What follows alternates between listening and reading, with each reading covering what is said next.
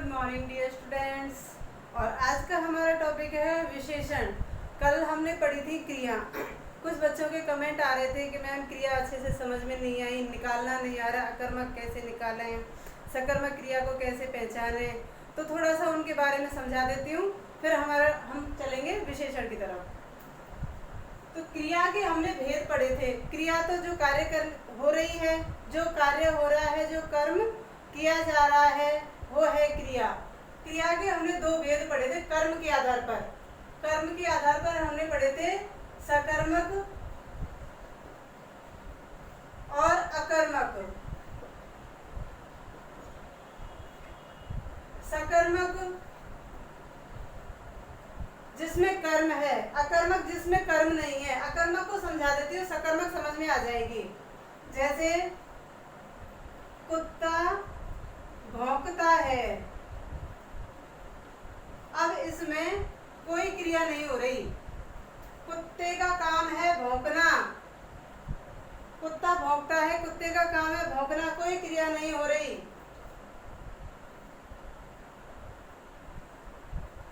बतख पानी में तैरती है,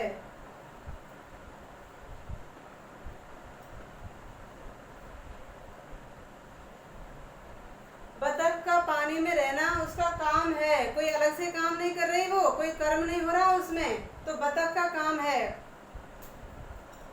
इसमें कोई कर्म नहीं हो रहा, अकर्मक क्रिया है ये। पक्षी आकाश में उड़ते हैं, पक्षियों का काम है आकाश में उड़ना। पक्षी आकाश में उड़ रहे हैं, कोई क्रिया नहीं कर रहे, वो कोई मतलब उनका कोई काम नहीं हो रहा, ये वो उनका फिक्स है कि वो तो जाएंगे ही, आकाश में उड़ने वाले पंछी हैं। तो इसमें फिर हो जाएगी अकर्मक क्रिया। जैसे और भी देखो, बालक रोता है,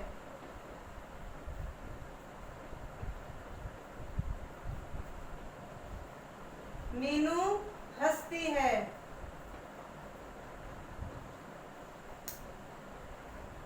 कोई क्रिया नहीं हो रही। हंसना अपने मुंह से करें तो इसमें कोई कर्म थोड़ी हो रहा है, हम कोई कार्य ऐसे थोड़ी कर रहे हैं, ये तो हमारी अपने आप ही होती है चीजें। बालक रो रहा है, कोई काम कर रहा है क्या बालक? नहीं, रोना उसका काम है, क्रिया कर रहा है, काम नहीं हो रहा कुछ भी।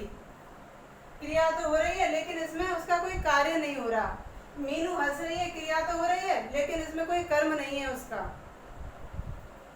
आप बैठे हैं,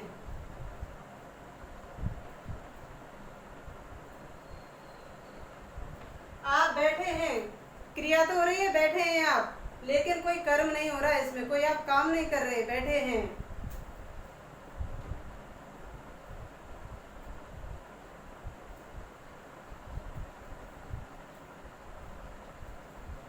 हर्षित सो रहा है, सो रहा है, वो क्रिया तो हो रही है लेकिन कोई कर्म नहीं है इसमें, इसलिए ऐसी क्रिया हंसना, बैठना, उठना, सोना, रोना, पक्षियों का आकाश में उड़ना, बतख का पानी में तैरना, कुत्ते का भौंकना, मतलब जो जानवरों की चीज हो रही है, इनमें कोई कर्म नहीं है।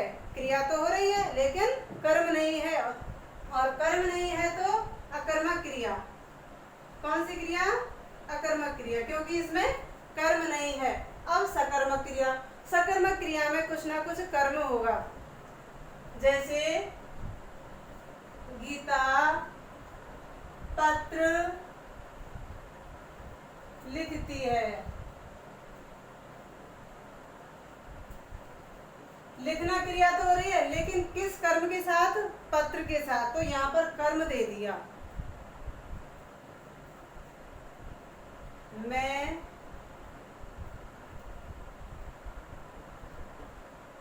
पेन से लिख रही हूँ,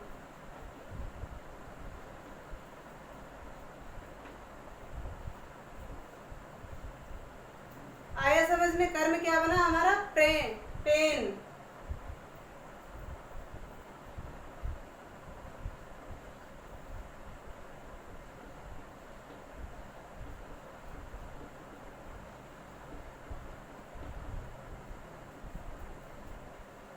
क्रिया हो रही है किसके साथ?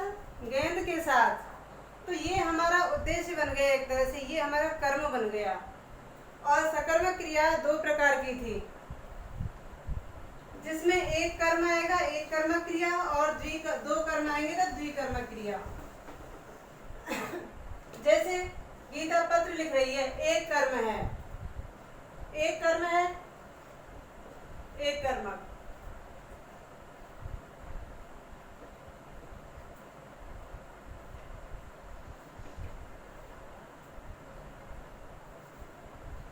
अध्यापक छात्रों को हिंदी पढ़ा रहे हैं।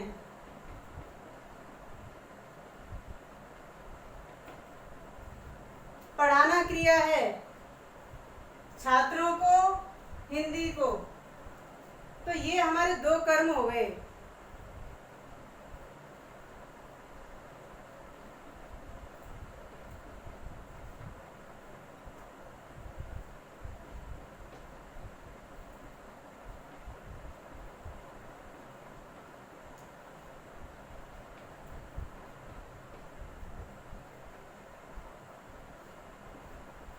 दो कर्म हो गए। और एक मैंने आपको बताया था, राजा हरिश्चंद्र के वो कहानी सुन रहे हैं, सुना रहे हैं, तो दो कर्म जिनमें आ रहे हैं वो द्विकर्मक क्रिया, एक कर्म जिनमें आ रहा है वो एक कर्मक क्रिया, और जिनमें कोई कर्म नहीं हो रहा वो अकर्मक क्रिया, और कर्म है जिनमें वो सकर्मक क्रिया। और प्रयोग व रचना के आधार पर आपको बताई थी वो क्रियाएं। मेरे हिसाब से आपको क्रिया अच्छे से समझ में आ जानी चाहिए, और आप पढ़ते रहना ऐसे ही, इनको बार बार पढ़ेंगे तो आ जाएंगी। थोड़ा सा नीरस सब्जेक्ट लगता है, लेकिन इतना भी टफ नहीं है कि आप पढ़ नहीं पाए। अब हमारा टॉपिक चल रहा है विशेषण। विशेषण शुरू करते हैं हम। जैसा कि नाम से ही पता चला है, विशेष, विशेष कोई जिसके बारे में कुछ विशेष महत्ता बताई जा रही है वो है विशेषण। तो विशेषण का मतलब हो गया विशेषता।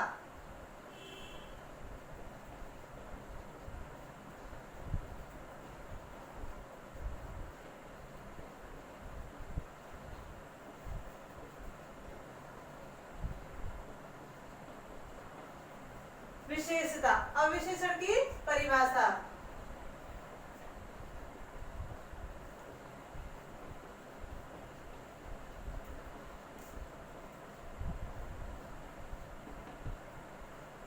संज्ञा, संज्ञा या सर्वनाम की विशेषता बताने वाले शब्द। किन की विशेषता बताएंगे? संज्ञा या सर्वनाम की विशेषता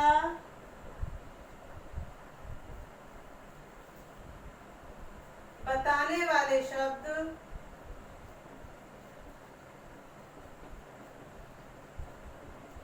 विशेषण कहलाते हैं।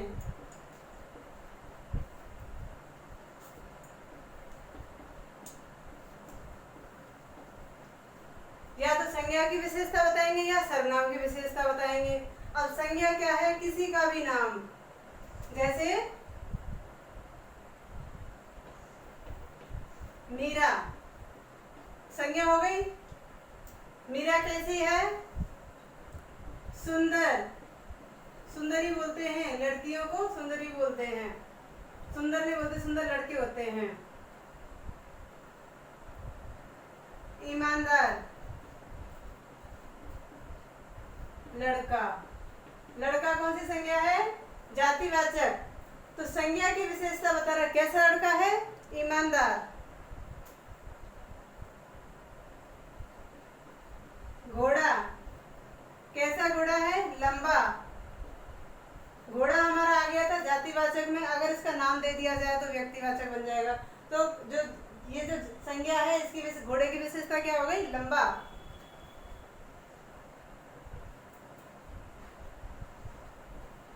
ऊंचा पहाड़, पहाड़ कैसा है? ऊंचा। तो इनकी विशेषता बताई है, विशेषता बताई गई है तो विशेषण है। इनको लिख लेना आप ऐसे, दो चार उदाहरण लिख लो।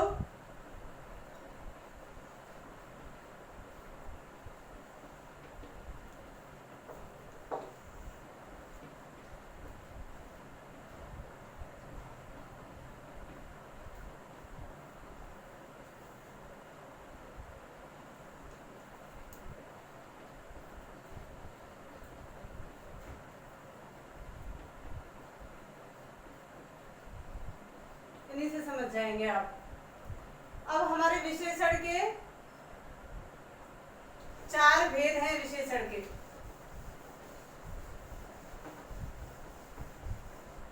विशेषण 4 प्रकार के होते हैं।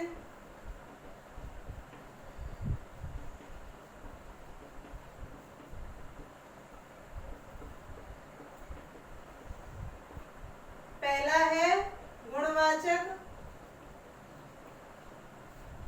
दूसरा परिमाणवाचक,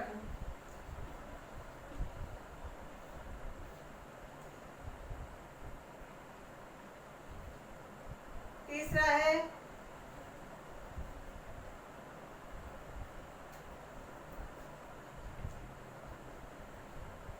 स्थानवाचक,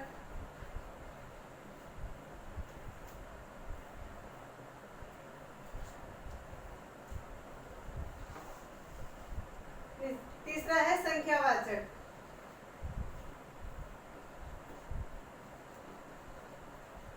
और चौथा है संकेत या सार्वनामिक विशेषण।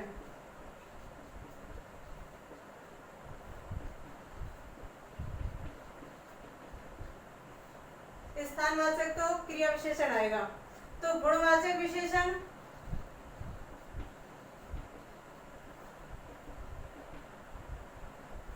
गुणवाचक मतलब उनमें किसी की विशेषता, गुण, अवस्था, दोष ये सब बताए जाएं। कोई काली है, कोई गोरी है, कोई सुंदर है, कोई ईमानदार है, कोई अच्छा है, कोई बुरा है, ऊंचा नीचा, ये सब उसके गुण बताए जा रहे हैं, तो गुणवाचक। परिमाण मतलब नाप तोल, परिमाण का मतलब होता है नाप तोल करना। जैसे किसी चीज को हमने नापा, 2 लीटर दूध, नापते हैं ना दूध को। 4 किलो गेहूं, 10 किलो आटा, मतलब नाप रहे हैं, उनको तोल रहे हैं। नाप या तोल यह आ जाएगा परिमाणवाचक में। संख्या, 2 दर्जन केले, कितने केले? 2 दर्जन केले। 4 पेन, 10 डस्टर, ऐसे करके आएंगे, वो संख्याओं में आ जाएंगे। और संकेत या सार्वनामिक विशेषण ये सर्वनामों से बनेंगे। तो इस तरह से हमारे विशेषण 4 हो जाएंगे। इनको हम कल अच्छे से पढ़ेंगे। क्रियाओं को अच्छे से समझ लेना और फिर विशेषण पढ़ेंगे। धन्यवाद।